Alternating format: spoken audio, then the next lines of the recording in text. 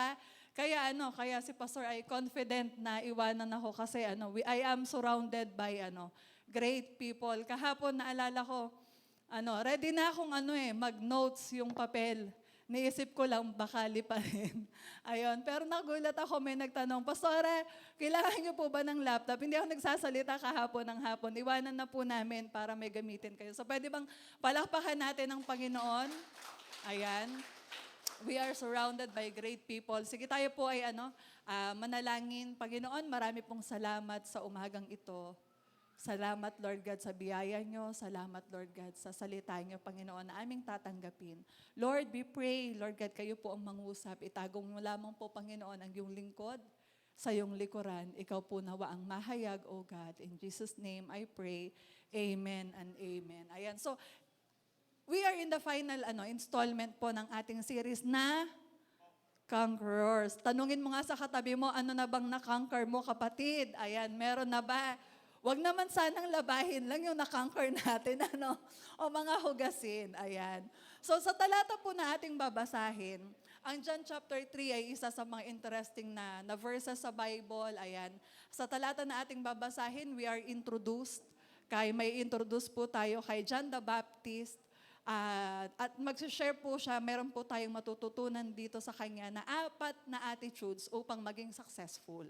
Ayan, so 4 lang po ito, kaya stay with me, mabilis lang po ito. And then, pero po natin kakalimutan na sa dictionary ng ating Panginoong Hesus, ang success ay hindi pera, hindi rin po position or power. Hindi po yon. Although,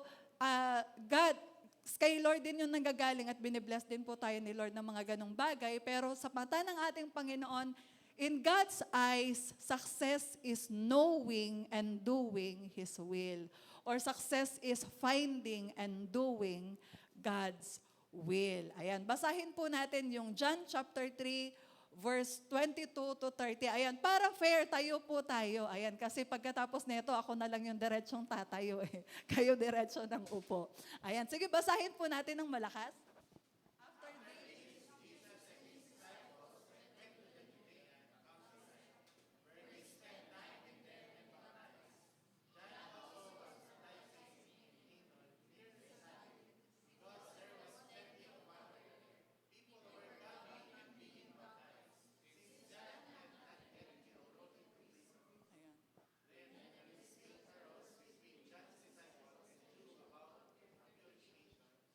So they came to John and told him, Rabbi, don't you testified about who was with you at across Jordan is baptizing, and everyone is going to John and is following.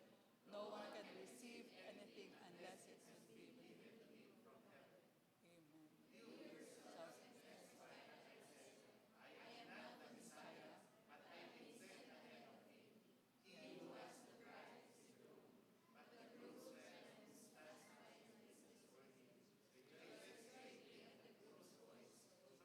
So, mine is complete. He must increase, but I must decrease. Ayan, pinagpala po ng Panginoon ng pagkabasa, marami po tayong maupo. Ayan. Si John po ay isang spiritual giant. Si John ay isa sa mga spiritual giant. He is the last of the long line of the Old Testament prophets. John was beheaded o napugutan po siya ng ulo during his 30s. So pwede nating isipin sandali, napugutan po siya ng ulo. So bakit natin siya pag-aaralan tungkol sa success? Tama po. Pero may mga taong magsasabing he was a failure dahil napugutan siya ng ulo. But this passage, pag i-dig in po natin yung verses po na ito, makikita mo natin that he was a successful forerunner of Jesus. Ayan. In this passage, we see 4 attitudes of being a successful. So ang tanong, paano nga po ba tayo magiging successful? Paano tayo magiging successful sa work, sa negosyo, sa pwedeng organisasyon kung saan po tayo nabibilang? How can we be successful as a church? Ayan, we need the right kind of attitude. Attitudes are, ito po yung attitude of being a more than conqueror. Ayan. So number 1, pag-aaralan po natin, number 1 is the attitude to avoid the trap of jealousy. Okay? So dito po, medyo magtatagal po ako sa point nito. Avoid the trap of jealousy. Medyo magtatagal po ako dito dahil wala pong halaga ang anumang success o mga bagay na makakonquer po natin kung ito pong cancer ng jealousy o ng selos ay hindi po natin mapagtatagumpayan. Wala po siyang silbi. In fact, jealousy is dangerous. It's deadly. Hindi ba't yun yung nangyari kay King Saul nung siya ay nag-jealous kay King David? So it's deadly even to the husband or the wife, among siblings. In every relationship, jealousy is deadly. Cancer po siya na nakamamatay. Ayan. Ng relasyon or sometimes literally. Ayan. So John's disciple, so sa kwento po na ating binasa, sa scripture na ating binasa, makikita po natin doon na yung mga disipulo ni John ay lumapit sa kanya. Sabi nila, Master, Rabbi din kasi ang tawag sa kanya at may mga disciples din siya. Sabi nga, yun pong taong kausap nyo, yun pong tinutukoy nyo, yun pong tinuturo nyo, nagbabaptize na po siya at lahat po ay pumupunta na sa kanya. So parang sinasabi nila, nawawalan na po tayo ng followers. Nangungonti na po yung church natin. Napupunta po sa kanila. Sabi po sa verse 26, so they came to John and told him, Rabbi, the one you testified about and who was with you across the Jordan is baptizing. And everyone is going to him. Tinatawag po natin siyang John the Baptizer, pero actually, hindi po siya yung kauna-unahang taong nagbabautismo.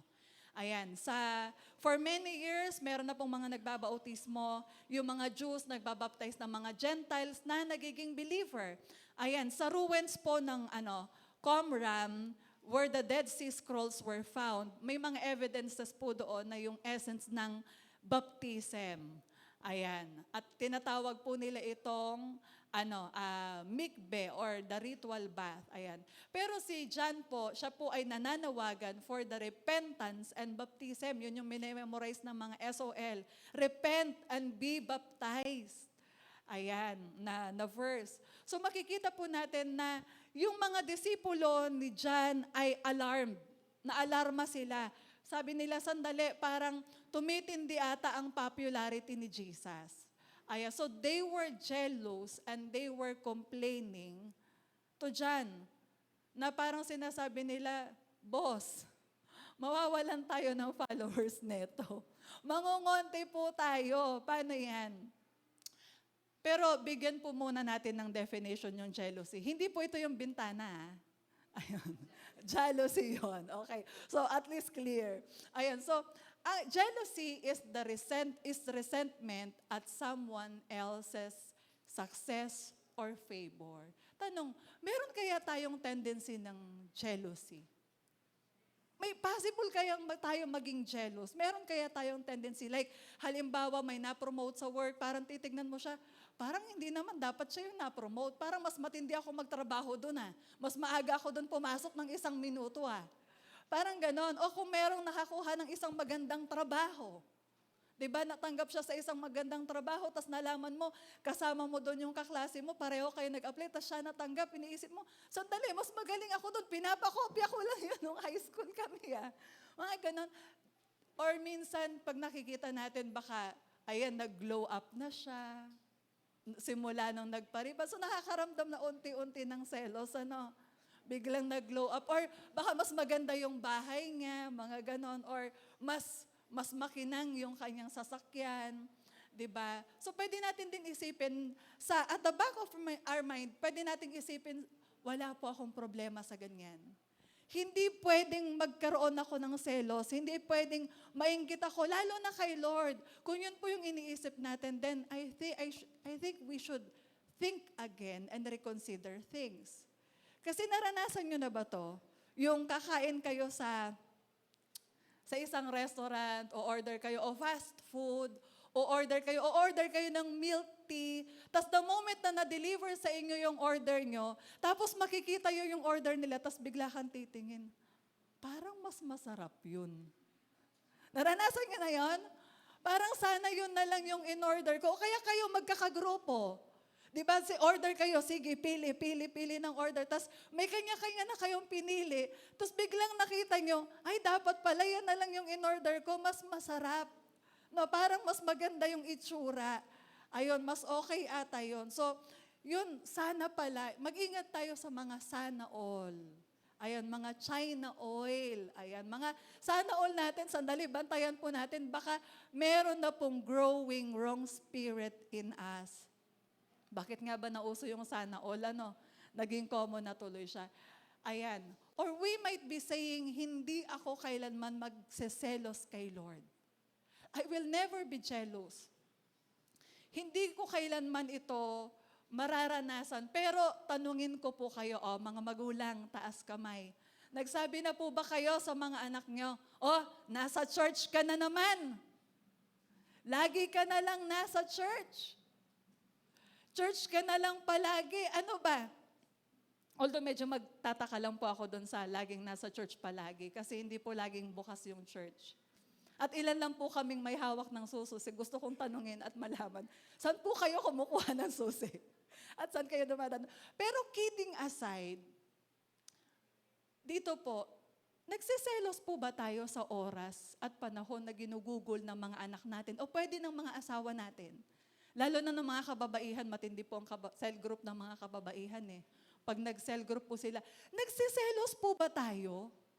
Sa oras na binibigay ng anak natin, ng kapatid natin, ng asawa natin kay Lord? Are we jealous?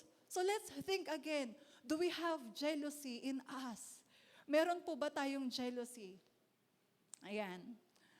Or pwede nating sabihin, parang feeling natin dapat ata pag nag-church, ayan, Sundays, every Sunday na lang nasa church ka. Ano po bang dapat tuwing birthday? Ayun. Birthday mo ba? Ba't ka mag-church? Pasko ba? Dapat pag Pasko lang Alam nyo, medyo sabihin mo nga sa katabi mo, wag siloso. O pag babae yan, wag silosa. Ayan, wag pa. Kasi, ang hirap naman, halimbawa, may mga time na pwedeng nalalaman natin, naglilinis yung mga anak natin dito, pumupunta sila dito. Sabi natin, nasabi nga na ba to sa mga anak nyo? Anak, buti pa sa church, nakakapaglinis ka. Sa bahay, yung map natin, wala man lang fingerprint mo. Wala akong matrace. Hinahanap ko yung fingerprint mo dun sa map, sa walis, sa dustpan. Wala eh. Okay, ayos lang yun. Alam niyo po, kung hindi man, of course, hindi ko naman po dinidiscount na dapat charity begins at home. Service begins at home. Pero kung sa ngayon po ay kay Lord pa lang po nila nagagawa, then i-appreciate po natin. I-encourage po natin, wag nating i-discourage na, anong gusto nyo? Tumambay yan sa Dota, bumarkada. Di ba mas okay na yung tumambay siya kay Lord at mag-serve, maglingkod siya kay Lord. At sabihin nyo, grabe anak, na-appreciate ko na nakakatulong ka sa church, na nagvo-volunteer ka sa church, nagsaserve ka sa church, pero mas magagalak ang nanay at tatay pag gagawin mo rin sa bahay. Amen? Ayun, lakas ng amen ng mga nanay. Kasi alam nyo, ang hirap naman nun. Ayaw nating pumunta kay Lord, ayaw nating lumapit kay Lord, ayaw nating mag-church, ayaw nating mag-serve. Tapos gusto natin pagpalain ni Lord. Tapos gusto natin pagtagumpayan ni Lord, Lord, ingatan mo, nasaan ba siya? Sa barkada po, Lord. Nirelease ko po siya sa barkada. Lord, ingatan niyo po, gusto natin pagtagumpayan, pero ayaw natin palapitin sa taong, sa Diyos, na nagbibigay ng katagumpayan at nag-iingat sa atin. Are we jealous? Ayan. Or pwede din po itong, ang hirap po pwede rin pong sa giving. Ayan. Wag po kayo mag-alala, tapos na po yung giving. Wala pong second giving. Ayan. Pwede rin pong sa giving. Judas was jealous. Nagselos po si Judas sa lavish na pagmamahal na binigay ng isang babae kay Jesus. Nung binasag niya yung jar of oil. Sabi niya, sayang naman yun, as if Jesus did not deserve it. Of all people, disciple pa ng Panginoong Jesus ang nagsabing, sayang naman yun, nainggit siya. So binigay ng isang disipulo. Wag naman po sanang baka mas malaki pa po tayo magbigay ng tips sa nagmamanicure at nagugupit sa atin, ha? O baka mas malakas pang magbigay yung nagwe-wedding. Mga nagwe-wedding kasi, di ba, pag nanalo, may painom na, may pulutan na, may balato pa. Baka kay Lord, parang yung mga tinitip lang doon sa mga nagko-cover ng motor. Wag naman. Amen? Alam niyo po, kinakanta po natin sa church yung kantang na to. Natutuwa ako. Sabi yan? Kung mayroon lamang, sabayan niya ako, akong sanlibong buhay. Ano susunod? Hindi pagkakait, lahat sa'yo'y ibibigay. Diyos. Yun nga 1,000, hirap na hirap tayong ibigay kay Lord. 1,000 buhay pa kaya? Sabihin mo sa katayo mo, charing naman yun. Diba? Ang hirap naman, yung 1,000, hirap na hirap tayong bunutin. Lord, but sabi nga ng mga ibang mga pastor, yung kamay daw merong mata, nasa-segregate, madaling makasegregate. So, how can we pray to God to open the floodgates of heavens when we can't open our hand sa gawain ng Panginoon? Mahirap kung gusto natin ibuhos ni Lord, pero tayo, nagsiselos tayo sa mga binibigay natin sa Panginoon. Isa po sa mga hindi ko makakalimutan na fable. Fable ba yung tungkol sa mga hayop, no? Tama, fable. Parable kasi yung sa Bible, no? Fable ay yung the dog and his reflection. The dog and his reflection. College po ako nung nabasa ko po ang kwentong to. May isang aso na kung saan nakahanap po siya ng isang napakalaking buto. At ito ay kanyang kinagat. At naisip niya, nako, ang laki nito. Baka may makakita, agawin pa sa akin. So siya ay tumakbo at humanap siya kung saan yung magandang lugar na itatago niya yung buto. At biglang nadaan po siya sa isang tulay na kung saan may payapang tubig at napalingon po siya doon. At bigla po niyang nakita at nakaramdam siya ng napakatinding inggit, pagseselos na sabi niya, nako, ang laki naman ng buto ng hawak ng asong to. At sa kanyang sobrang pagkainggit, binuksan niya ang kanyang bibig upang kahulan at agawin yung buto doon sa nakita niya. At nahulog yung butong kagat-kagat niya. Bantayan po natin ang ating mga sarili sa spirit of jealousy. It will leave us empty-handed and broken. Na hindi natin napapansin yung meron na tayo, hindi tayo nagiging mapagpasalamat. Sabi po sa 1 Corinthians chapter 3, verse 3 to 4, basahin po natin ito. Ayan. Sabi po niya, for you are still controlled by your sinful nature. You are jealous of one another and quarreling with each other. Does not that prove that you are controlled by your sinful nature? Sinful nature pa rin daw po ba ang nagko-control sa atin? Aren't you living like people of the world? When you say, I am a follower of Paul, another says, I am a follower of Apollos, aren't you acting just like people of the world? Sabi po ng Panginoon. Si John po, he has all the temptation na na magselo sa ating Panginoong Jesus. Bakit? Nauna siya sa ministry. Diba? Siya yung nag-prepare ng way for Jesus. He even baptized Jesus. At growing yung kanyang ministry.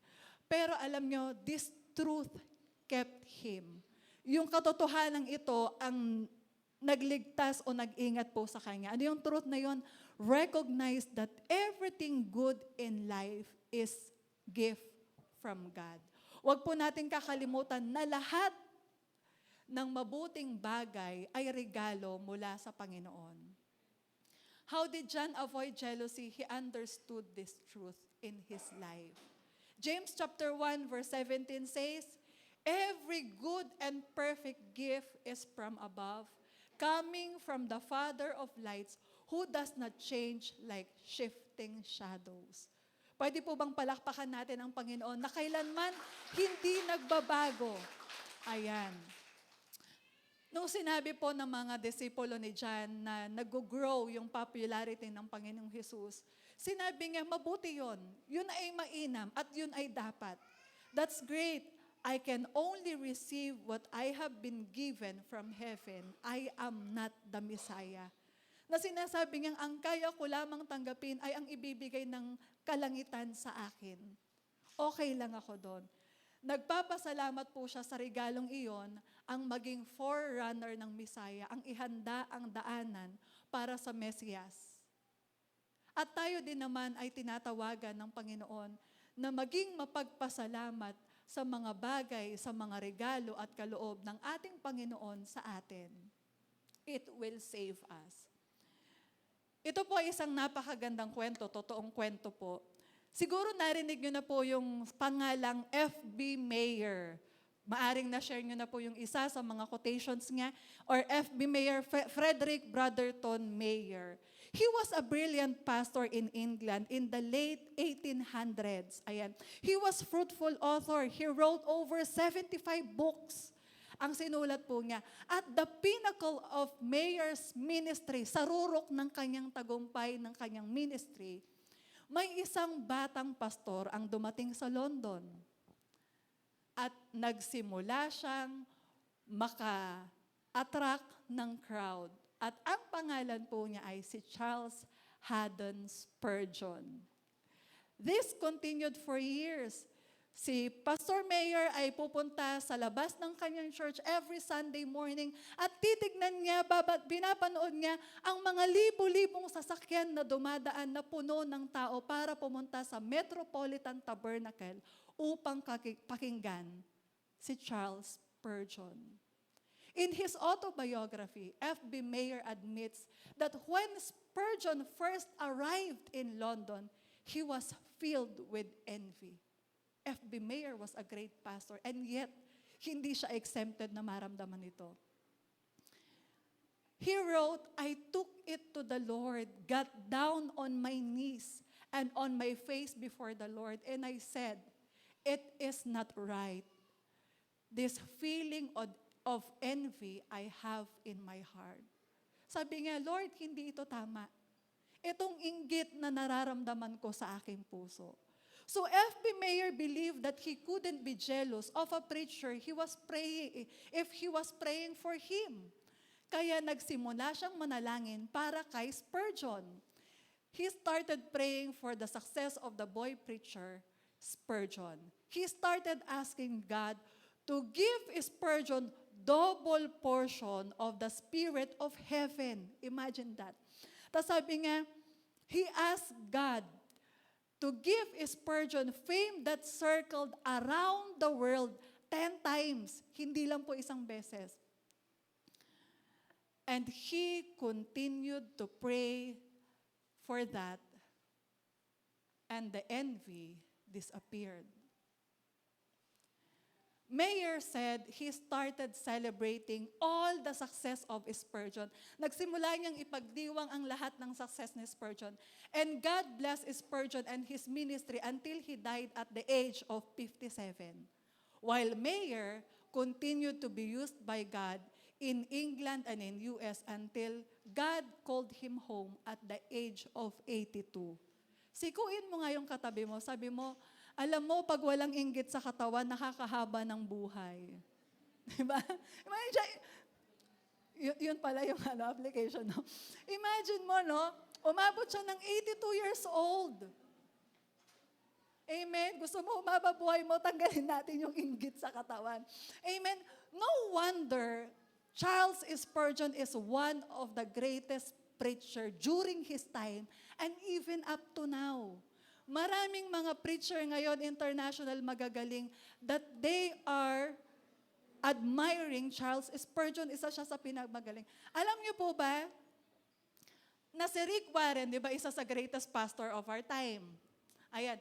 The great-great-great-grandfather of Rick Warren, according to him, was won and led to Christ, discipled by Charles Spurgeon. At siya po, ang kanyang great-great-great lolo, ay pinadala po sa US para maging mission pastor. Kaya ang mga Warren ay nasa US. Imagine yung power na yon, ano? FB Mayor, medyo hindi ko na masyadong na-search. Imagine nyo, mas matindi pa malamang ang ginawa ni Lord sa ministry at buhay ni Mayor. Having that heart.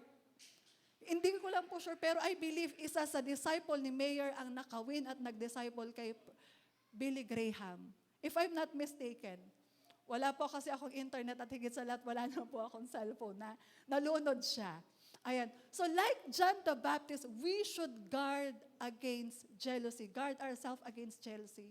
Rejoice in what God has given you and rejoice in what God has given others. Gusto ko yung picture na, sabi nga, habang hindi pa ako, matututo muna akong pumalakpak para sa iba. Amen? Pwede bang pumalakpak po tayo? Ayan. Mag-rejoice po tayo. Amen. Pumalakpak po tayo. Number 2, recognize your role in relation to Jesus. The reason, ang isa sa mga dahilan kung bakit si John ay hindi nagselo sa Panginoong Jesus, alam niya yung role niya. Malinaw sa kanya. Verse 28, sabi niya, I am not the Messiah. I have been sent ahead of Him. He who has the bride has the groom, but the groom's friend stands and listens to him. Sa early ministry ni John, thousands of pastors and religious leaders ang lumapit po sa kanya. At gusto po siyang maging leader, pero nirefuse po niya yung kanilang accolades, ang kanilang praises. At lagi yung sinasabi, hindi, ayoko ng ganyan. Hindi ako ang Messiah. Hinahanda ko lamang ang daraanan ng ating tagapagligtas. Over and over again, this is what he insisted. He was just a voice crying in the wilderness to prepare the way for Jesus. Let us put it in another way. Alam ni John kung sino siya at alam ni John kung yung hindi siya. He knows who he is and he knows who he is not or who he wasn't. Consider Nathan and David. Pwedeng si Nathan mainggit kay David. Naisipin niya, sandali, ako yung anak ng hari ni King Saul. So bakit siya yung susunod na hari? Ba't hindi ako? Diba? Pwede siyang mainggit. But what did he do? He saved David many times. And even at the fall of David, nung bumagsak si David sa pagkakasala, hindi niya tinake advantage yun para ipamukha kay David at i-dethrone siya. No, it was Nathan who helped David recover his relationship and his faith in the Lord, or yung kanyang momentum, yung kanyang path. It was David. Malalaman po natin kung ano yung nasa puso, ano yung tunay na kulay ng puso ng isang tao. Kapag yung taong nakaharang sa kanilang daraanan patungo sa kanilang pangarap ay nahulog sa isa o na-expose ang kanyang kahinaan. Doon natin makikita, ano ba, sisiraan mo ba siya? Ite-take advantage mo ba siya? Kaya wag po kayong magugulat kung sa mga trabaho nyo or sa school, merong siraan ng reputasyon, pangalan, minsan buhay.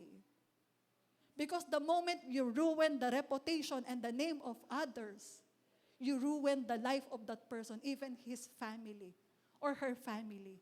Kaya mag-ingat po tayo. So bantayan po natin ang ating mga puso. Amen?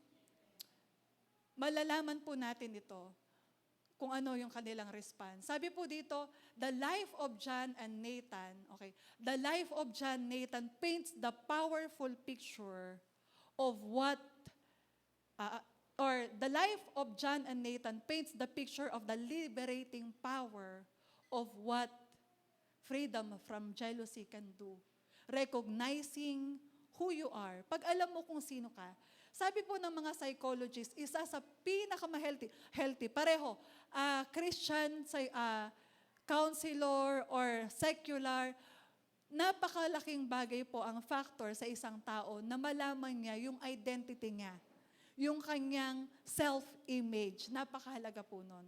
Isang illustration, sabi po ni Father Cavanaugh, kung tama po yung pagkaka-pronounce ko, in the movie Rudy said, "Son, in the 35 years of religious study, I have come up with two hard and mahirap i-pronounce, undeniable facts na lang.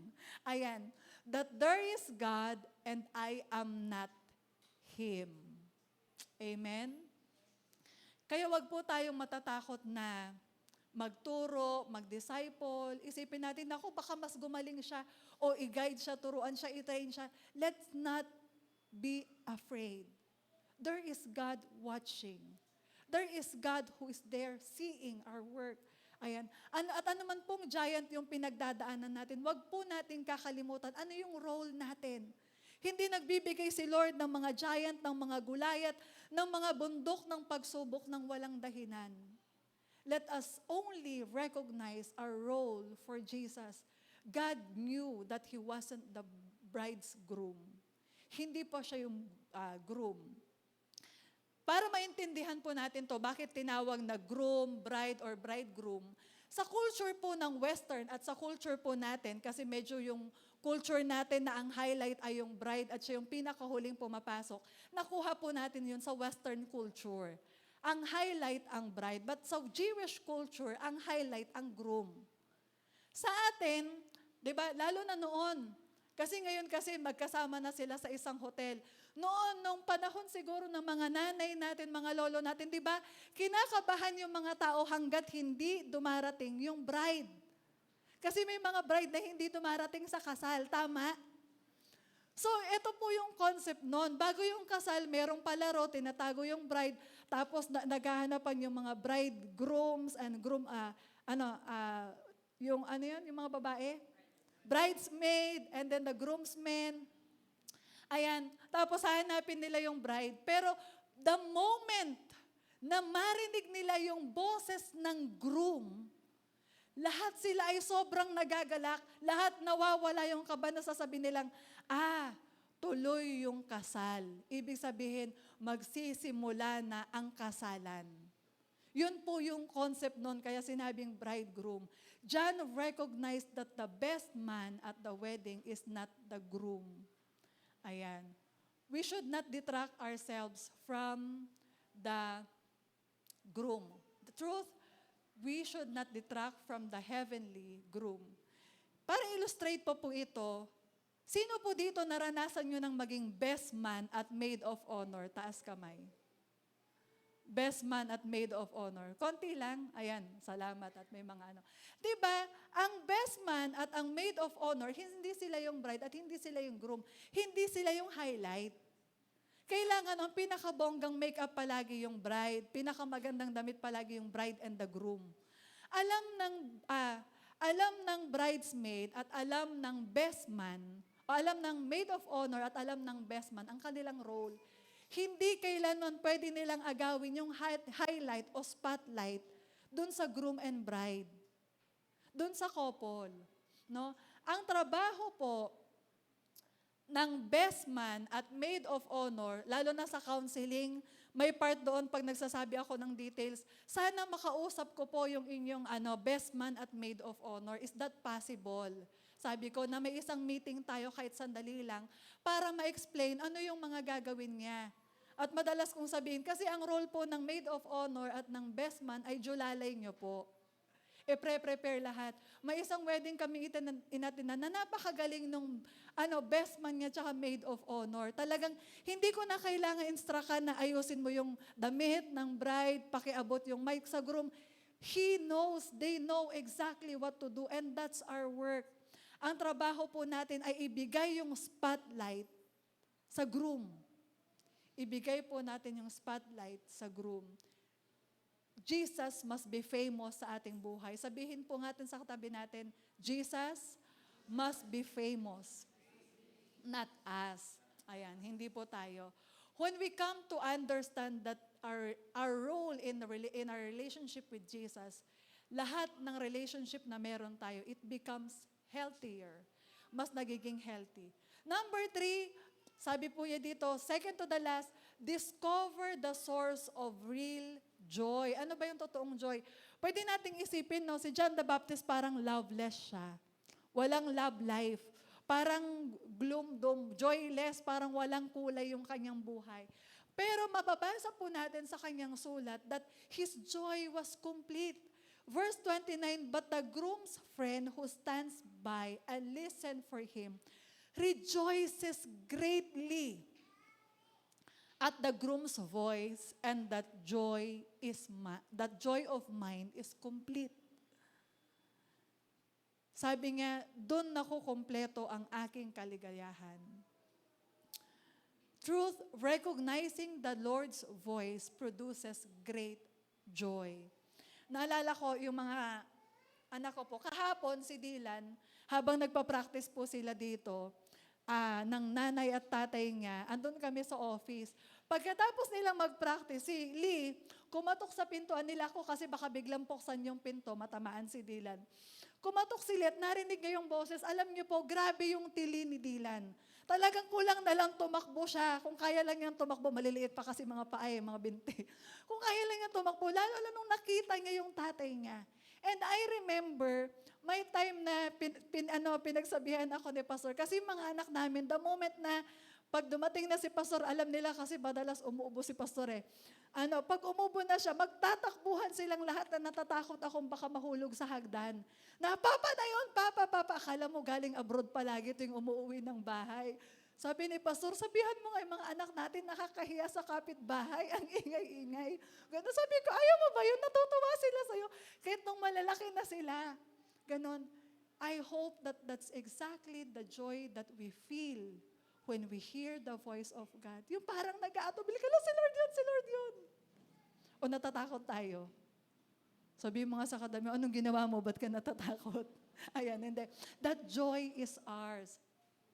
John chapter 15, verse 11, sabi po nga dito, Jesus said, I have told you these things so that my joy may be in you and your joy may be complete. Para yung kagalakan ko ay mapunta sa inyo. John 10:27, Jesus said, my sheep hear my voice and I know them and they follow me. Alam niyo po, ang malungkot ngayon, marami ping voices ang umaagaw ng attention natin. And most of the time, they come from screens. Di ba, habang nakikinig kayo, nagno-note kayo sa cellphone, merong temptation na mag-check ng messenger. Sabi mo sa katabi mo, umamin ka, nakikita kita. Nakikita ka ng mga updates, mga ting-ting, mga nagbabibrate sa FB. Di ba? Marami pong voices na umaagaw at madalas sa cellphone po yun, sa screens.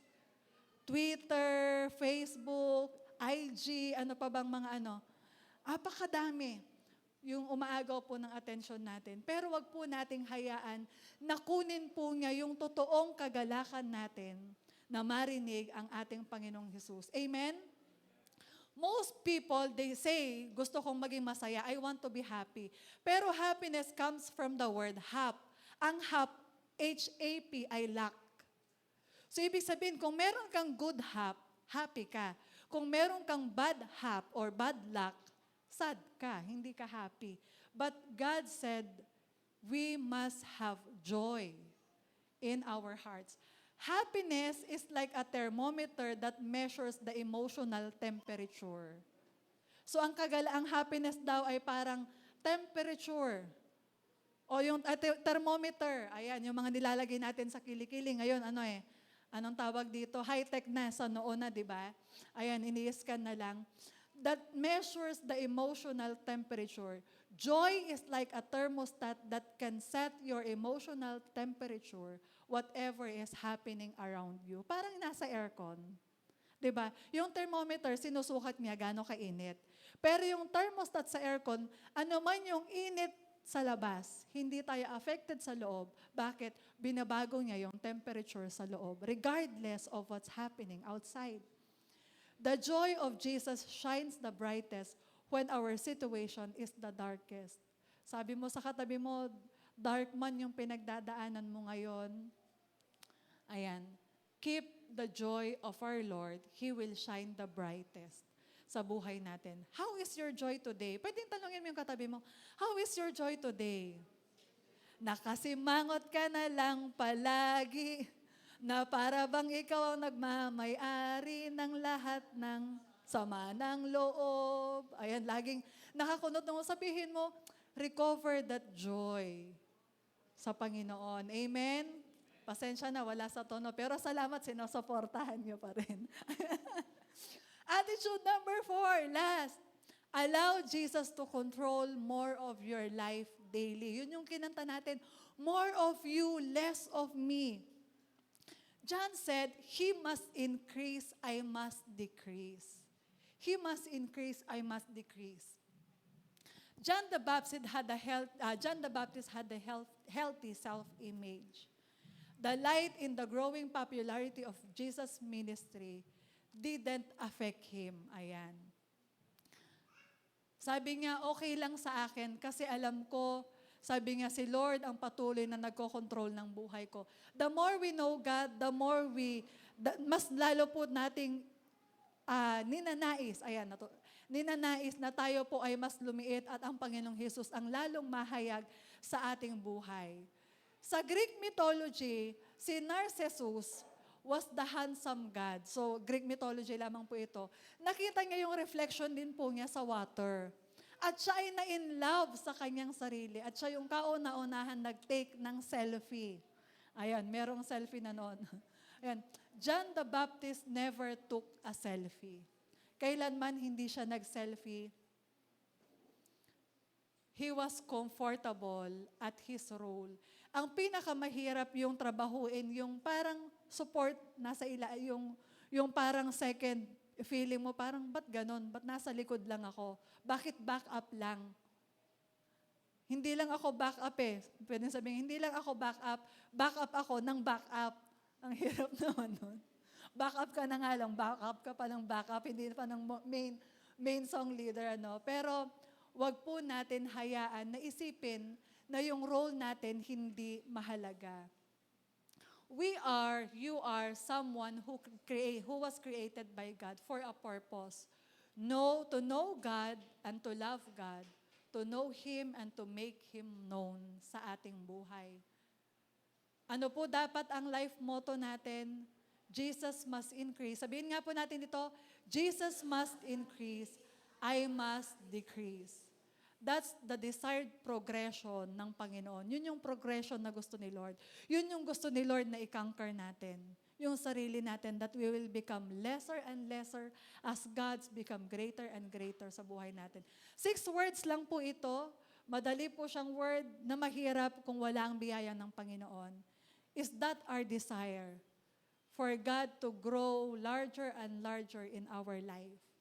Every time we let go of our pride na parang pwede na tayong magalit sa partner natin o pwede na natin i-exert yung authority natin, but we refuse because we are allowing God to be greater. O pwede na tayong magselos o magtampo na bakit ganun? Ako na lang palagi naghuhugas ng pinggan. Ayan, yung mga ganun, O kaya baka isipin natin, Lord, ba't naman po ganun? Ako po, Lord, 5 metro na po yung namamap ko sa church. Itong katabi mo, na isang tiles, wala pa ata. Tapos siya may jowa, ako wala. Aray, ang sakit. Di ba? So, God must be greater sa ating buhay. It's never about us. It's about God. Amen? Sabi po ng Paula Walker sa kanyang song, I am nobody, I am nothing, I am no one, but I'm someone in Christ who is in me. So, I will put on His flesh and walk in His bones, and a part of His body I'll be. What a great understanding of knowing and desiring to make God greater and make ourselves lesser. In myself, I am nothing. With yourself, you are nothing. Ayan. But we are someone in Christ. That's healthy self-image. Ayan. So conclusion po tayo, 4 attitudes that led to success in God's eye. Guard your heart or guard yourself against jealousy. Recognize your role with the relationship with Jesus. Discover the source of joy in Jesus and make this your motto. Jesus must increase, I must decrease. Bilang panghuling illustration po, si Arturo tulungan niyo ako magbasa. Arturo Toscanini, ayan. Sabi po niya, kung kailan to, isa po siya sa greatest conductor. Ayan. So minsan meron siya pong niled sa New York, ayan, orchestra in playing Beethoven's Ninth Symphony. Toksine was passionate director and he played the last note. Ayan. The audience jumped on their feet, biglang nagtayuan sila, talagang yung spirit nila ang taas-taas, nagpapalakpakan sila, tas sumisigaw sila, Beethoven is everything, Beethoven is everything. Pero sinabi po niya, but the great way to end this message is that, sabi ni Toksini, I am nothing, you are nothing, sabi nga, Beethoven is everything. Kasi ang pinapapurihan nila, si Arturo. Pero sabi niya, no, Beethoven is everything. I am just playing and conducting his piece. Sa atin po, we are nothing. We are conducting the very piece and the word of God in our life. Ayan. Ginagawa at sinusunod lamang po natin ang kanyang salita sa ating buhay. So we are nothing. God is everything. This is the true meaning of success. The right attitude towards success is that we must decrease, Jesus must increase, to know Christ and to make Him known. What this will make us more than conqueror. Pag yung ating Panginoong Jesus ang siyang nahayag sa buhay natin, maaari po ba tayong tumayo? At tayo po ay mananalangin. Sometimes we felt overwhelmed na parang, Lord, bakit ganon? Wala pa yung opportunity, wala pa yung answer, wala pa po kayong ginagawa. Is God late and not on time? No, God is always on time. And because it's not about us, it's not about our time frame, it's not about our work, but the work of God in us, we should be patient and allow God to move in our life. Maybe there are some areas sa buhay natin that God wants to reduce for Him to increase and move freely sa buhay natin. Yes, Lord, marami pong salamat sa umaga pong ito. Pinupuri at pinapasalamatan ka po namin, Lord God. Dinadalangin po namin, tulungan niyo po kami, Panginoon. Lord, to allow you to increase in our lives, that you will grow bigger and bigger and bigger sa aming buhay, sa aming pangarap, above ourselves, Lord. And we should be smaller and smaller and smaller, Lord God. More of you, less of us. In Jesus' name we pray, and everybody will say, Amen and Amen. God bless you.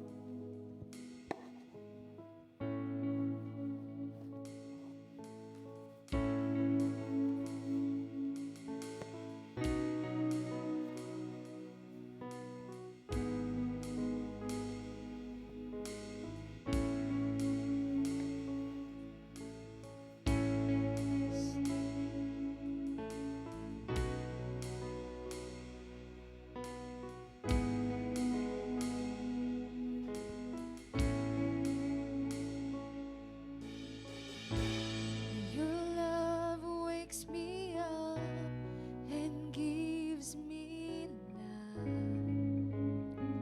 You are the air that I'm breathing in. You are always there for me, oh God. There's nothing that I could ask for. I want more of you and less of me in my life. I want more of you and less of me in my life. 'Cause you love me, Lord, more than I could ask for. And that's why I long for you. You embrace me, Lord. Embrace me